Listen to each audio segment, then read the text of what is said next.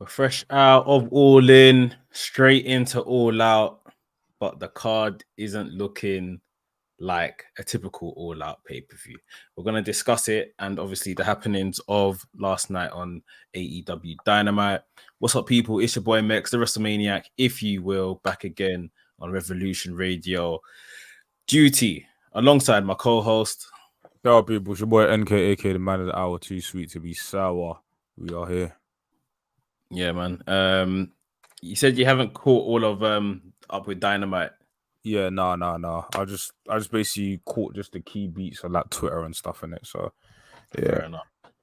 Yeah, the show wasn't. It was literally like a hangover of All In the sense that they were riding the highs of All In, and that I felt like everyone just turned up for work. Like, you know, them days you've gone out the night before, like you just have to be at work the next day. You're like you're maybe hungover, you're doing your half best performance, and I felt that's kind of what it was. I haven't really seen what the general consensus is of Dynamite as a show itself.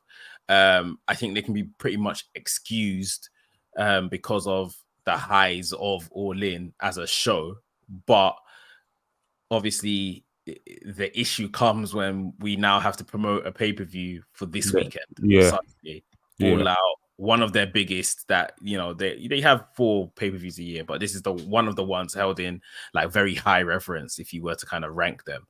And I don't know if you've seen the card, but this ain't looking like a All Out kind of card. There's only like outside of 3 matches which we'll get to. This card is like when people were saying All In is a house show. No, this is a house show. This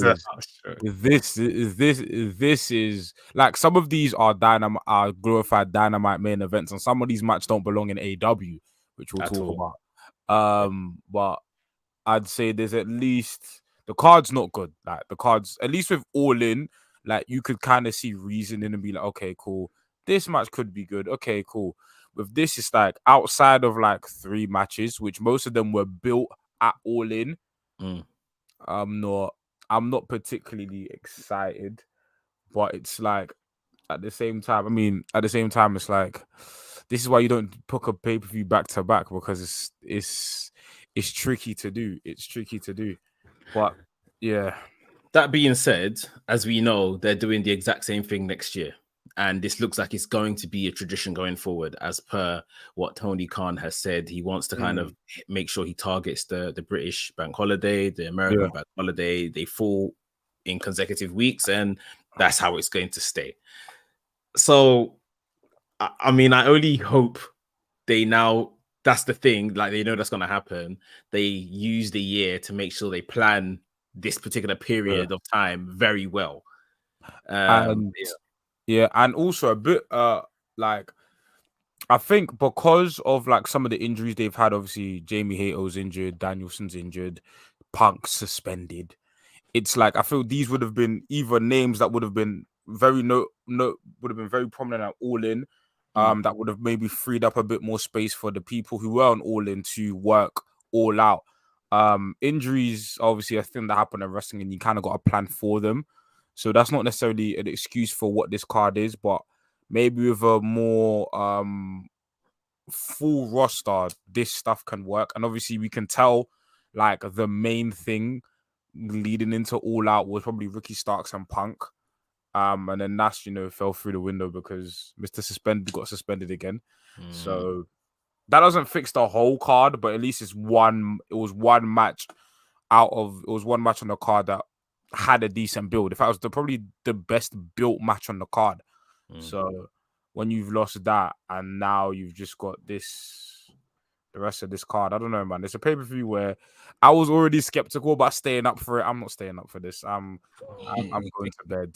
I'm watching this the next day because I'm watching. I mean, I was always planning to watch it the next day. I've kind of taken time away from my daily duties to give time to watch this, and I'm sure on the night, as it tends to be, the matches will be very entertaining and good stuff. But it's just, how did we get here? I mean, one suggestion could be that for the future, they kind of make All Out Collision kind of show because, you know, if it's going to be very much Punk driven Collision, that is, then pay it off in Chicago if they're always going to do it in Chicago, sort of thing. You can't necessarily leave All In just to Dynamite. Obviously, you got to maybe get your big stars from Collision on Dynamite. Well, on All In as well, but it could be a good way to at least try to separate this particular booking where we're going to have 2 consecutive weeks of pay-per-views, since they don't want to change that. Just to kind of rattle through the All Out card as it currently is, and we can just give our opinions on these matches. A lot of tag matches, including an 8-man tag. But we'll get there. So Eddie Kingston and Shibata versus Claudio and Wheeler Yuta. That must have recently been added, because I don't think they announced it on the show. Unless I missed it.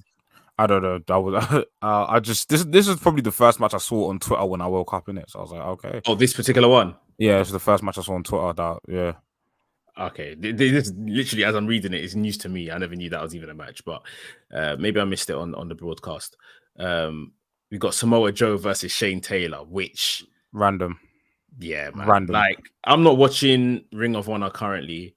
No. Obviously, Shane Taylor historically had especially through the pandemic, had a very good TV run. Shane Taylor Promotions, his whole faction was a thing. Like, they took very long to get him into AEW and on AEW TV, and even onto Ring of Honor when Ring of Honor returned via AEW. The heat has kind of been lost. Samoa Joe, like, he's just done some great stuff with Punk this past weekend. This really feels like a step down. And then it's just not relevant for All Out on top of everything. It's just a Ring of Honor mid-card title you're now putting here on the pay-per-view. Yeah. Somebody, I mean, we saw on Dynamite that Roderick Strong's gonna move on to like the tournament, which is fair. But somebody said it's interesting, it's weird that I think Samoa Joe's the one that injured Roderick Strong and gave him the neck brace, and Roderick Strong hasn't addressed that since. Oh yeah, what, in the Owen tournament? Yeah, because the reason why his neck brace because of the Samoa Joe attack him up. Yeah. And then there hasn't been addressed since. Obviously, he's got, I would say, bigger fish to fry, but at least like, I don't know, a match for the Ring of Honor television title.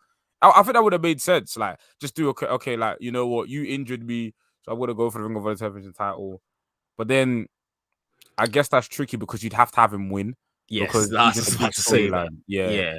Having him lose wouldn't do him any favors at all. Yeah, that's fair. Unless they done what basically Adam Cole done on Dynamite, was tell him you're not ready, your neck's not in a good place, blah blah blah. So yeah, if you hadn't seen that segment, it was basically Adam Cole was promoting the fact he's got the Ring of Honor tag team titles to defend with MJF on the pay-per-view.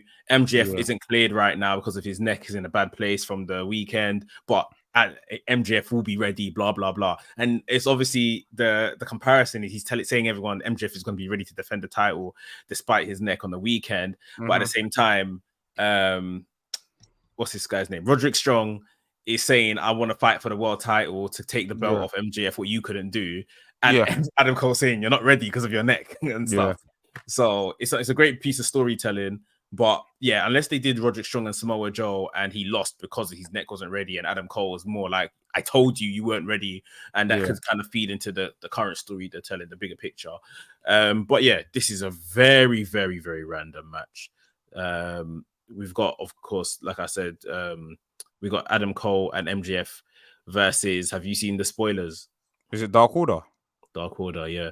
Reynolds and Silva for the ROH World Tag Team Championship. I'm not mad at it. If this had better, do you know what? If this had at least an extra week or 2 weeks, you could sell me on this match. But just on a random, hey, here's a ring of. What did they do on Rampage? A Battle Royal or something? Battle Royal. Yeah. You could have found any sort of tag team. You could have even reused the tag team they faced. That was in the tag team mixed tag tournament. You could have remixed a team from there. I don't know. It's not...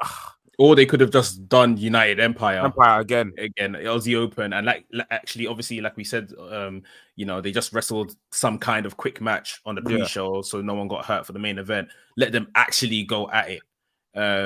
on the pay-per-view. That We're doing would Aussie have Open losing twice in such quick succession. If they've got big plans for Aussie Open, which I think they do, because of the way they were brought in and stuff like that. Yeah. Would you? I do agree. That is probably if you're selling a pay-per-view, that's the biggest match you can make.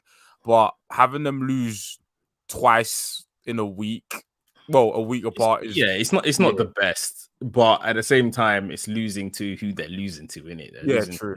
to the biggest stars in the company, the world champion being one of them. So yeah, they could have possibly got away with it. Yeah. This, I'm not letting AEW get away with this. Bullet Club Gold versus Young Bucks and FTR. They just want to put these guys on the card. Like, oh my God. This is a collision main event. That's a collision main event match. Literally. That's a go-home match. That's a go-home match. The only reason why I think they're doing this is because I guess they don't want to waste a well, I think Jay and Juice obviously on the feud with the Elite. Bullet Club Gold are going to feud with the Elite, and they don't want to waste the multi-man match. So they said, okay, we'll just team up the Young Bucks and FTR, which is silly because of the finish of the match they had at All In. It was kind of like these men on good terms. So, and I'm sure FTR aren't going to be involved in this whole Bullet Club Elite thing. So I don't know. Yeah, it's just, I think generally speaking, this is just a way to like, okay, let me just throw some names on a card and see what happens. Yeah, this at least with All In's matches, the multi-man matches, they kind of had rhyme and reason to be there. Even though we'd prefer singles matches. It'd be like, okay, I see this. This was just like, yeah, I need to build a card. Bun it. Let me just throw these, man. I'm not ready to do the match now. There's not enough build for it, so let me just throw these names together. But tag match, on Dynamite, FTR approached Young Bucks in backstage, and this was pre-filmed from Wembley, so this is what happened post-match. They basically said, "Look, we tried to show you respect. You didn't show us respect." The Young Bucks are actually quite apologetic, saying that, this was supposed to be our night. We're just extremely disappointed. It's nothing against you, blah, blah, blah. They were about to shake hands, and then Bullet Club Gold walked in, cackling and making noise that, look at they're the losers. Like, let's face it off against each other. So, that's how we got to the match. But still. Omega versus Takeshita, the one match that we all thought that we're gonna get. We found out, I think, at a press conference after All In, that this was going to be a thing. So I guess we're happy with that. Cassidy versus Moxley, confirmed after Dynamite. Orange Cassidy had a really good match with Penta. Yeah, I that's the match I caught glimpses of. I haven't watched the whole match in its totality, but I've seen pieces of. I saw the infamous spot. I loved it. It was jokes. I can't lie. I was pissing myself at like 6:30 this morning when I was watching it. Oh my God. I was trying not to make noise and wake up the whole house. That was hilarious. I was literally thinking as I was watching it, Twitter is going to hate this. Yeah. That was funny. But and I loved Cassidy's promo. I don't know if you saw. I saw that. Yeah, I saw that as well. Yeah. I'm always Cassidy. I don't have a catchphrase. I don't have a catchphrase. And just the promo. And what happened during the show was Moxley basically, he cut a promo after he beat Commander, saying that, what's the saying? He said that a lot of people here basically just bark, make noise, blah, blah, blah. That the winner of the international title is going to have to show that they've got bite, as well as obviously, bark. So, and then obviously, hence why Orange Cassidy came out speaking like, I haven't just got bark. I don't talk at all usually. That you can see I've got bite. So really good promo there. And in regards to that match, we've been talking about this for some weeks now. Moxley has to win, right? Yeah, it's time. It's time. Like now, it's time, because even the stories like, okay, he just came from a stadium stampede match. Obviously, you've been selling the injury, and this is the first time Cassidy's spoken. So it's like it feels fitting. It's like, okay, I've said my piece. Like, I've had this great reign. and now I've done like the almost ending promo to like put my reign, to cement Wait, my reign. Yeah. yeah, So now it's like, okay, I'm gonna go out in a blaze of glory at all out, and I'm gonna lose the title. But yeah, it's time now. I think now is the last chance, and I feel like if they do switch the titles, then them waiting this long, I'm okay with it. I'm yeah, perfectly fine with it. If yeah, it's because there's no better opponent than Moxie, because we know now that if the title goes on Moxie, it's in perfectly safe hands. Moxley's consistently booked well, and it's never going to be made to feel like a lesser title, and the title's going to continue on the trajectory that Orange Cassidy started it on. So, yeah, but it has to end at all out. Has to. yeah. I don't even think I would buy it if Cassidy beat Moxley No. in a one-on-one match, especially the level Moxley has been at in the last few weeks. Just every time we've seen him, just straight violence. I think this is the one, this Dynamite where he faced Commander to open the show. He didn't bleed, and this is like the first time he hasn't bled in weeks. Yeah. Like, so yeah, he's at boiling point. Orange Cassidy has done so well, but yeah, it's definitely time. Chris Statlander's taking on Ruby Soho. I think it'll be a good match. I expect Statlander to retain. One thing I didn't quite see coming out of Dynamite is that the Outcasts are loosely still a thing. So Toni Storm had a promo backstage and she was referencing them and saying she's happy for Saraya, and that but obviously she knows she's upset Ruby because she hit Ruby at All In. She knows she's upset Saraya and family and this, that, and the other. And with her new character, she's kind of having like a breakdown on, nobody trusts me and this, that, and the other, which was pretty good. And then the Outcasts are having a trios match on Collision this week against each other. Yeah? No.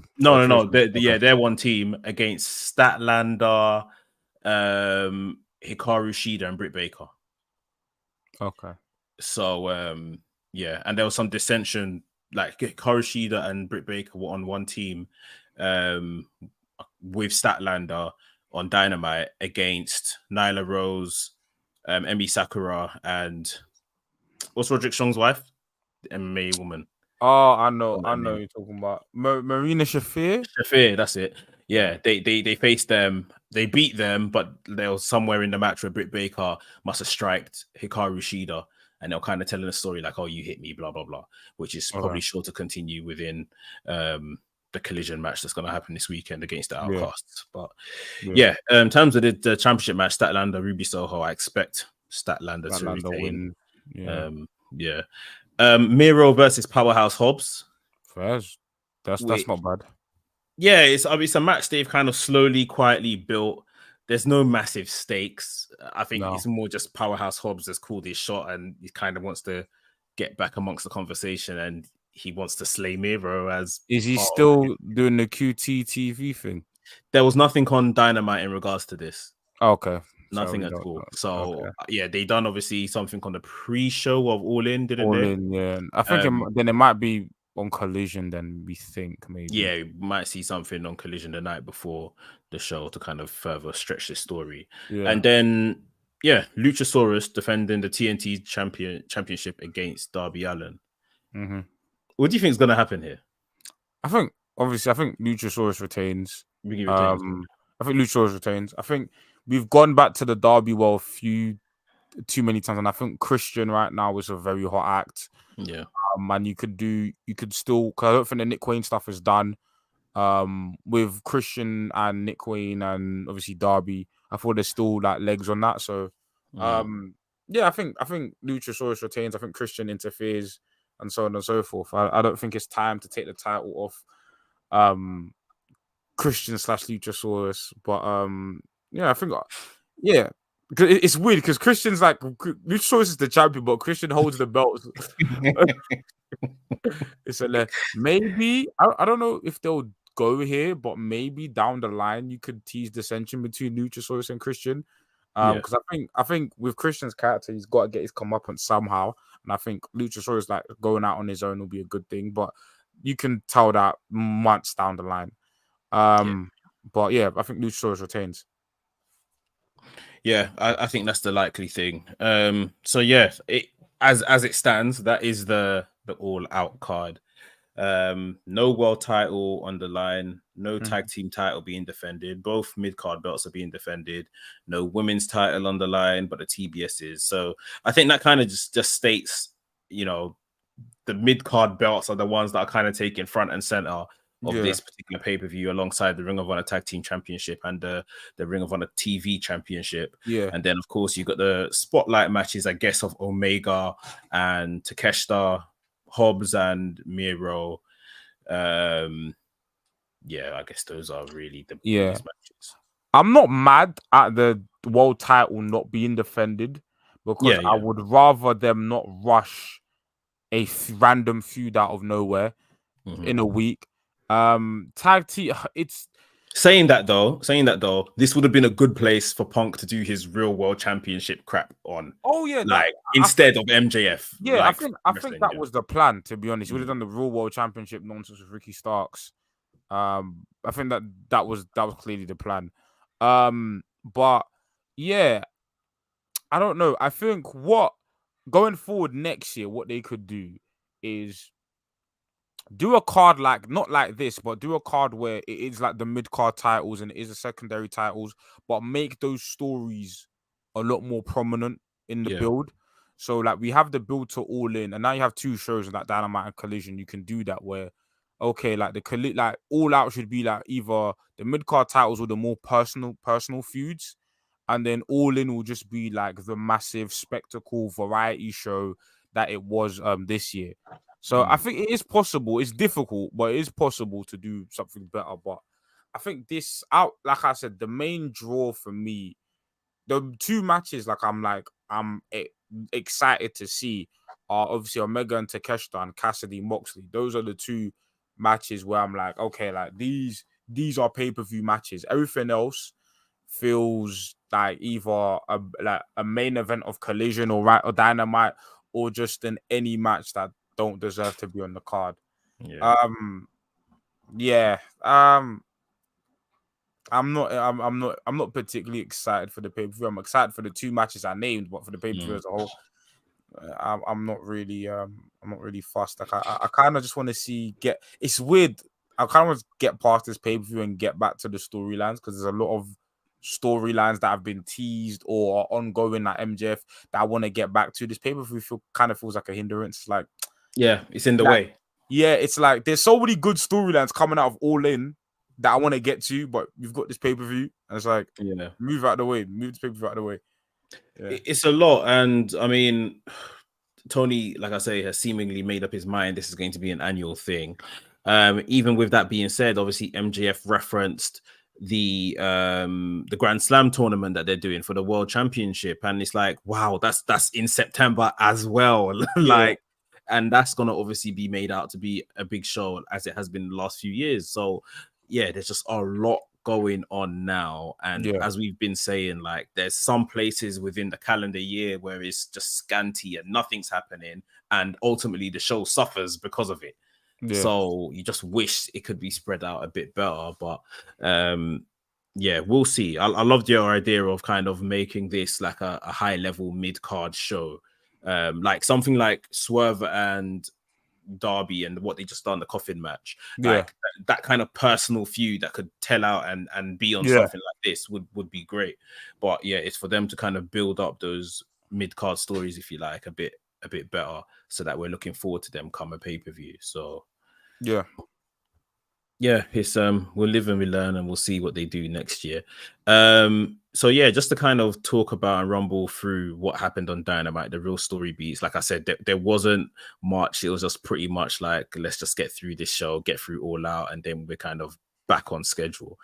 There was an angle with Jericho and Guevara where Jericho called out Guevara to the ring. I think I saw this one as well.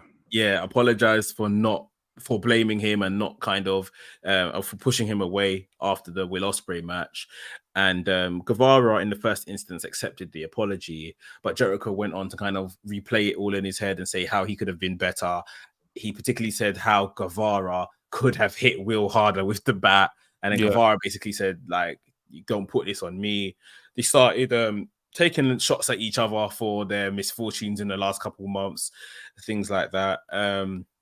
Jericho quickly squashed it and was like, look, let's just team up, get the Sex Gods back together, and we'll, I guess, enter the Rampage Battle Royal. I haven't seen it if they were in it, but Jericho basically made, that let's get back together, be a tag team, and chase down some tag team gold, which Guevara adhered to and was happy about. Later on, backstage, Don Callis basically warned Guevara of Jericho and stuff like that, but Guevara wasn't trying to hear it. He was just saying, like, that's my friend, leave me alone, kind of thing. I feel, as you always say, we're about to enter another Jericho cycle with Guevara. But what's your immediate reaction? What do you think what's happening here? I like the direction. I feel like Guevara needs to like spread his wings and be free from Jericho, and having them feud each other is the right way to go. How long this feud goes is interesting, because we do say that there are a lot of pay-per-views coming up, like events coming up right now, but I don't see Jericho versus Guevara happening anytime soon. I don't see it happening. It could happen at Grand Slam, but I think November. Then, but then that's far, because then you've got the whole of October just free. They got the whole of September, the whole of October, so that's already 8 weeks. Yeah, I don't know where exactly Full Gear is in the month, but then they need to tell this story firstly, I guess, of them trying to be a tag team. Yeah. Then that can kind of fall apart, and then the feud actually begins between the two of them. So then by the time the feud begins between the two of them, we might only be about 4 weeks away from Full Gear. So, but just knowing how Jericho likes to do his stuff, we might even get a match on Dynamite before he even gets to Full Gear, which I don't want. But I do like the direction. I do think Sammy Guevara versus Jericho is the right call. It's just how you do it and how that's executed is more so the question. But yeah, like I feel like it's time. It's time. The Inner Circle have been there since the beginning. It's time for Inner Circle, Jericho Priest Inside. It's time for everyone just to spread their wings and Jericho to be on his own and Sammy to be on his own, like fully. Yeah, I noticed that Guevara was wearing his Inner Circle biker vest thing. I think he's been wearing it for some weeks, but I know there was a JAS one, and I wonder if he's purposely wearing the Inner Circle one to kind of show that he's been with him from day one. Yeah, that's possible. That's very possible. Yeah. Following this, we had a match between Eddie Kingston and Wheeler Yuta for the New Japan Strong Openweight Championship. Eddie put away Yuta. The match wasn't anything special at all, in my opinion. What was funny and interesting, we were talking about this at pod the other day. Claudio walks in to help Yuta, comes through the crowd. He literally doesn't look at Eddie Kingston. Eddie Kingston's barking from the ring, like trying to get his attention, cussing, blah, blah, blah. And Claudio is walking straight faced as if he can't hear my man. Helps up Yuta and they walk up the ramp and go. So for me, like if there was a Ring of Honor match you wanted to put on this card, it probably could have been this. Claudio defending against Eddie Kingston. Yeah. I feel, and I don't know if they'll do this, this has Grand Slam written all over it for me. Oh yeah. New York, Eddie's home city. Run it. Let them run it and let Eddie win. Let Eddie win it. And I feel like this has to like end that Grand Slam with Eddie winning it on a big stage, isn't it? Because I feel that's how it has to end. Because if this goes beyond, if they save it for a Ring of Honor pay-per-view, fair, but like no, like I think Grand Slam is the place to do it. Because you've told this story now on AEW. Like this is an AEW storyline.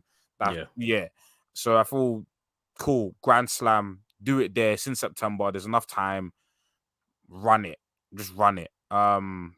So for me, People are very receptive to. It's weird because we had the conversation on the podcast about how Claudio and I don't want to spoil too much of it for the viewers tomorrow, but how Claudio's like anger towards Eddie Kingston doesn't translate well on screen. But for a lot of people, it's working. I'm seeing for a lot of people, the general consensus, a lot of people is working. It's like, oh my god, Claudio's so narcissistic, so I don't know. For me, I'm in the middle where I see both sides. I can see why, because Claudio's not an emotive person anyway, so I can see why it looks like Claudio's not pulling his weight, but at the same time, Eddie Kingston's doing such a good job that I buy into it. I just buy into the fact that Eddie Kingston hates this guy, and this guy's trying to just like avoid Eddie Kingston like the plague. So, but yeah, I feel like this story needs to culminate at Grand Slam. I think it's the perfect setting for it. It's like it's the perfect fairy tale ending for Eddie Kingston.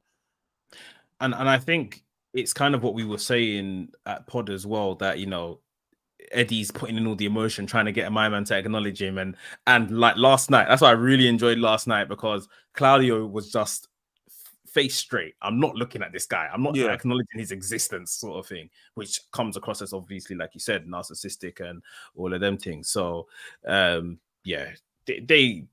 think, like you're saying, Grand Slam could be a good place for this particular story. So we mentioned Adam Cole had a segment as well. He's obviously come out to sell the Ring of Honor match on the weekend, but Max isn't quite well. His neck's not in a good place right now, but he'll be good for the weekend. And then we hear Adam. Roderick Strong comes out, and he's with the Kingdom.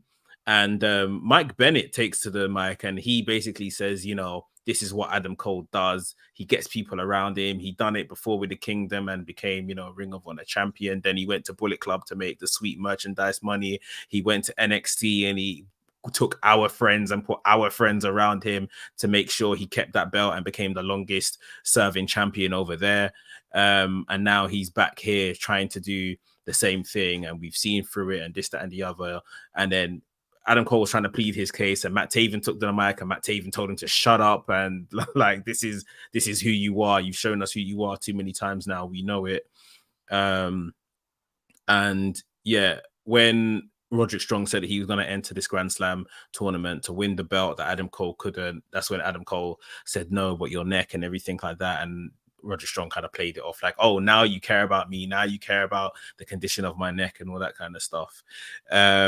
I think it was a really good segment between these guys. I proper can't work out how this is going to come together.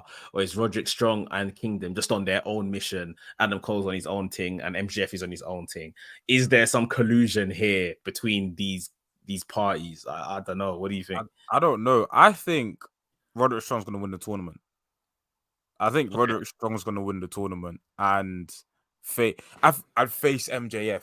I think he's going to lose to I think he's going to lose to MJF, and maybe you could tell, and then this is just me, maybe you could tell a story of like, cool, they have a good match, MJF wins, but Roderick Strong tries to attack MJF after the match, but then MJF gets the better hand of things and really starts beating up Roderick Strong, and you get Adam Cole kind of trying to do peacemaker, stop, and then it kind of like teases a bit more dissension between MJF and Cole. Not anything major, but like, oh, you're defending whose side are you on? Exactly. I think Roderick Strong should win the tournament. I think storyline wise, the only thing that kind of puts a dent in it is the neck thing. And I don't know, maybe if you could tell a story of like, if you could tell a story of the neck brace being not fake, but he's exaggerating it, where in the match against MJF, he takes it off and that my neck's fine. I fooled you guys, my neck's fine. But I don't know. I feel like based on the story implications, Roderick Strong winning will be a good thing. And then obviously the match between Roderick Strong and MJF would be class. So I think that's the way to go for now. I want to see who else is announced for the tournament. They haven't announced anyone else yet, no. No, it was just Roderick Strong announced himself. So they haven't. But we want to see who's announced for the tournament. But just like the tag team tournament, we kind of from time Adam Cole and MJF announced themselves first, it's like, yeah, we're entering this tournament. We kind of knew they were going to win. And the fact that Roderick Strong's just declared, yeah, I'm getting in that tournament. I feel like he's going to be there. And a match between MJF and Roderick Strong has story implications, and it'll just be a great match. So you kill two birds with one stone there. Yeah. Yes, it should be some good stuff. And like you said, if Roderick becomes an important contender, that could be really interesting for the dynamic of this story. What else did we have? We spoke about the women's stuff and how they're gonna have a match on Collision.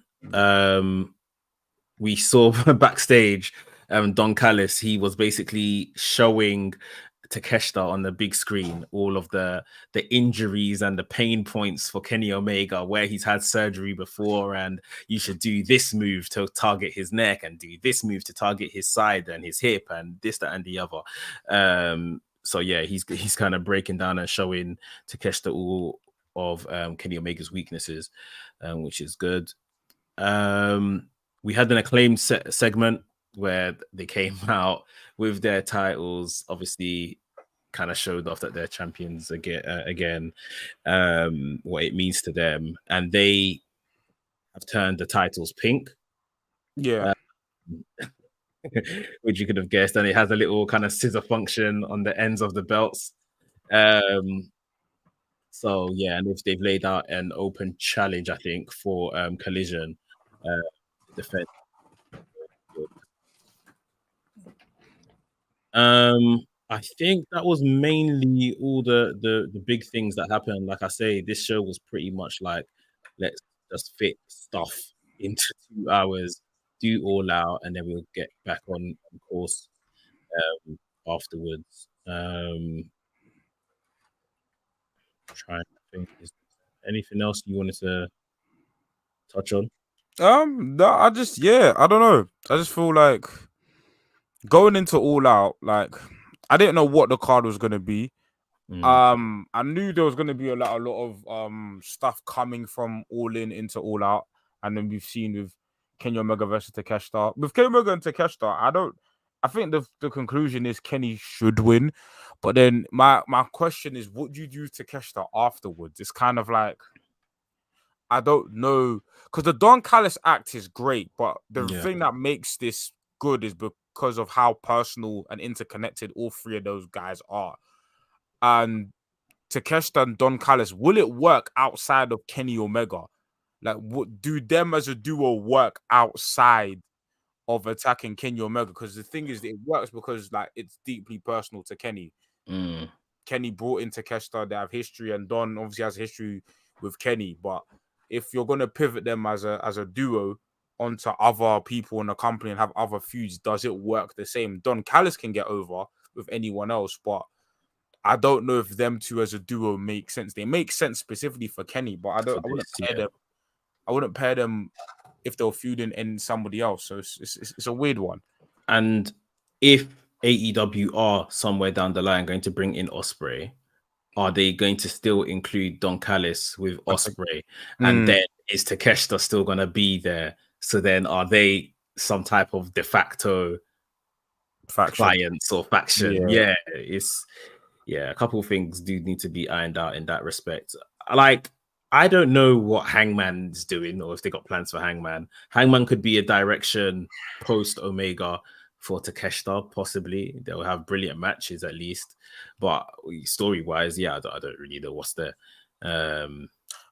I was kind of hoping. I mean, it was a stretch to build this match so shortly, but I was hoping a Hangman versus Jay White match, and not just because of fantasy booking, but because of obviously we saw the match they had at All In, the thing they had at All In, and it gives Hangman something to do. But at the same time, if you're gonna do Hangman versus Jay White, that is a big time feud, and you want like a significant build. And this is the thing. My one criticism about like these big multi-man feuds, these big we saw it with Elite and House of Black, and we kind of saw it with Elite and Blackpool Combat Club, is that we don't do singles matches from these. Like, there's just everyone feuding each other. And I feel like with Bullet Club Gold versus the Elite, you have a lot of interesting pair matchups. Of course, the Guns versus the Elite versus Young Bucks will be fun and entertaining. But then you have guys like in Juice Robinson and guys in Jay White who can feud with either Omega or Hangman, the two singles guys. And I'd obviously, I wouldn't mind Omega and Jay White feuding, but I'd love to see Hangman and Jay White because they're kind of like they faced off in Japan, but they were two very different people when they faced off. Very young, very young. Do you know what I'm saying? So like just to see the evolution of who they've both become, will be just an incredibly intriguing feud. So I hope that does get touched on in this whole Elite Bullet Club Gold thing they're setting up, because I think it depends. I think how they this whole who's a Collision guy and who's not. Jay White has clearly been featured more on Collision. Hangman is probably not going to Collision because of Punk, so it would have to be done on Dynamite. And he's suspended now, so you know the borders have opened. So he's suspended. So you know these man did say they're gonna go on Collision when they re-sign. They're gonna be in Collision at some point. So you know if there's no time, there's no better time than now. I can't lie though, them showing up now when Punk isn't there, it's like, one, it's a piss take. It'll be good comedy, but at the same time, it's like, show up when I'm here, innit? Yeah. You know what I mean? So I don't know, it's a bit of a double-edged sword. Yeah. One thing I wanted to talk about, let's take big up knowledge in the chat. He said, I think they fumbled Takeshita. He should have been winning squashes weekly and doing those in-ring promos weekly. Instead, he's never about and comes out in a leather jacket and we're supposed to boo him. I wouldn't say fumbled, but missed opportunity. Yeah, maybe missed, but I think he's been okay. Like I don't have any issue, but I think now I'll be critical of him. Like obviously right now we know he's basically that almost been the hired gun of Don Callis to work on this particular project, Omega, like you said. Now it's like once they get past this weekend, what are we doing with Takeshita? Yeah. Before I wouldn't say they fumbled him. I think he's been okay in the position they've had him. But now I'll be kind of more critical as to how are you handling him from here. Yeah, I wouldn't say. I would say there may be a few missed opportunities here and there, but I don't know. Like, because with the Blackpool Combat stuff, him being featured in that stuff was great. Like, he had the great showing at Forbidden Door, and then the Blood and Guts match was pretty good.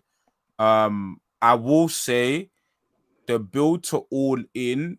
The whole Jericho and Callis stuff kind of took away from Takeshita. That's the one part I would change. Yeah. And because it kind of felt like, okay, you got Jericho and Callis, then you got Ospreay, and Takeshita always felt like an afterthought in that. So I don't know what you do with that. It's almost like Jericho should have faced Takeshita. Yeah. It made more sense. But then Callis went and got another guy in Ospreay to fight that fight. I honestly think that the whole Don Callis family with Jericho, if the direction was Ospreay and Jericho, I think you scrap Don Callis. I think you could have told a personal story between Ospreay, because remember the promo they cut on the Go Home show about how I brought you into this company. You could have just built an angle off of that material alone. Yeah, and left Don Callis to really heat up Takeshita and Omega, because the feud, like, there's enough build going into this match that we understand the stakes. You understand like this match, but I feel like this match needs a little bit more heat, considering like Kenny Omega saw Takeshita as a young boy, like he's watched this guy grow up, so there could have been a bit more done, but I wouldn't say it was completely wasted. I feel like it's in the middle ground of like we're here. You've done enough. You've done enough to get me here, but you could have done a bit more. Yeah, it's almost like they're using Don Callis as like how they use Alex Abrahantes for any Spanish or Latino guy. They put him with Alex Abrahantes. Yeah. It's like anyone that comes from Japan, they put it with Don Callis. Don Callis, yeah. So yeah. One last thing before we get out of here today. Again, big up Earl. He suggested Sammy and Jericho at Wrestle Dream, which is in October, which is possible. Now, what I wanted to say is, God, yeah. I assumed when I saw this be announced, I assumed that because they're doing it in honor of Inoki, I kind of thought of it as a Forbidden Door Part 2. Yeah. So I don't know if they. I mean, I think on Forbidden Door, they've in the past they've done like just regular kind of AEW roster matches, just here and there, one-offs. But yeah, I can't imagine with you giving it that Inoki tribute branding that this isn't going to be again like Japan versus USA kind of stuff. Do you have any kind of thought on how they're gonna use listen, I'm TDM. I'm never gonna be angry at New Japan AEW collaboration. My thing is that Forbidden Door is obviously the one time you get a crossover between New Japan and AEW.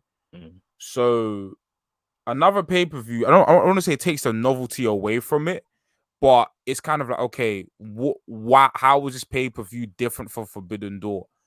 And is it going to be a thing where you get some New Japan guys?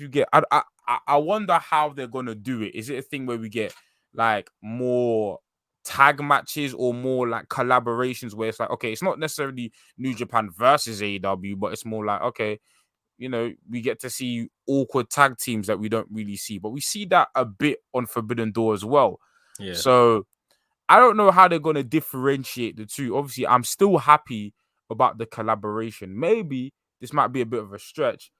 Maybe if a third party was involved, I don't know. The Japanese companies is a bit weird. I would say like if you got Noah involved, but you know, Japanese politics. Yeah, we're not here. Oops, 1 sec. I know. Yeah, if you got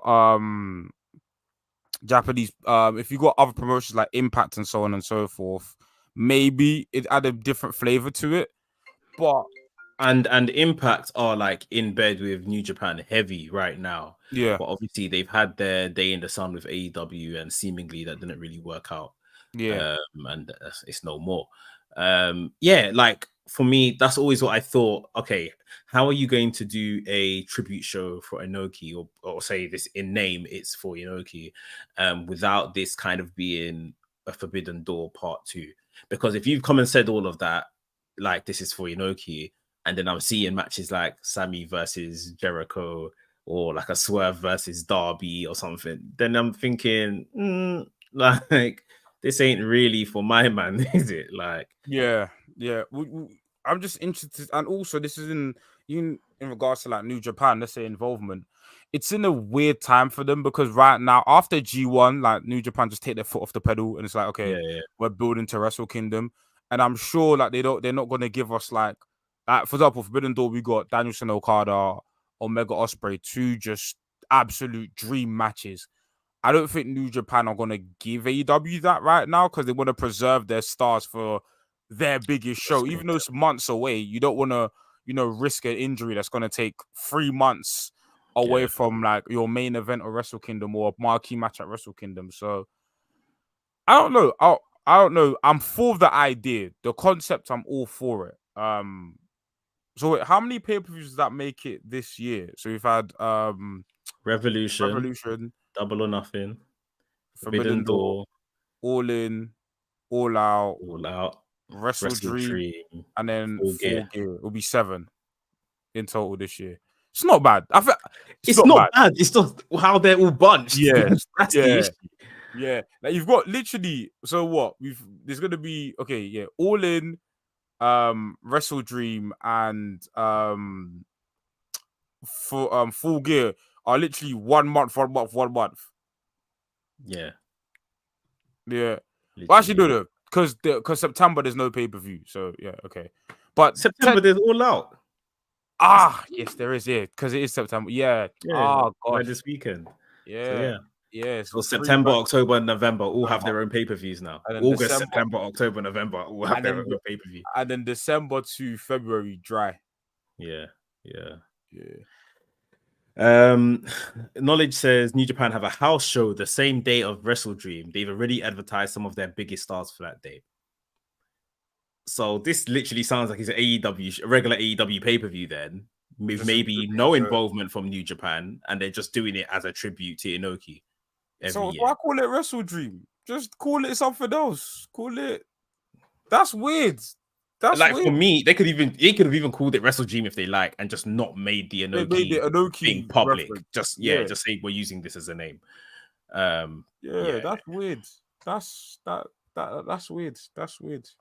But yeah, I mean, we'll see. Yeah, they still got time to book it. I mean, they've got a working relationship with Noah. I mean, I don't know if that'll step on New Japan's tones, but they got it 100% would. Like you said, correctly said, you know how petty these Japanese companies are to each other. So yeah, it 100% would. Cool. Yeah, we'll leave it there. Like we said, a bit of an uneventful episode of Dynamite, but we got All Out this weekend. Like I say, I'm sure this average looking card will transpire into some decent matches, as it always tends to do. We will be back same time next week, reviewing Dynamite and obviously talking about the fallout from All Out. You guys subscribe, hit the like button, all that good stuff. WRESTHINGS podcast out tomorrow morning. And yeah, we'll catch you next time. All right.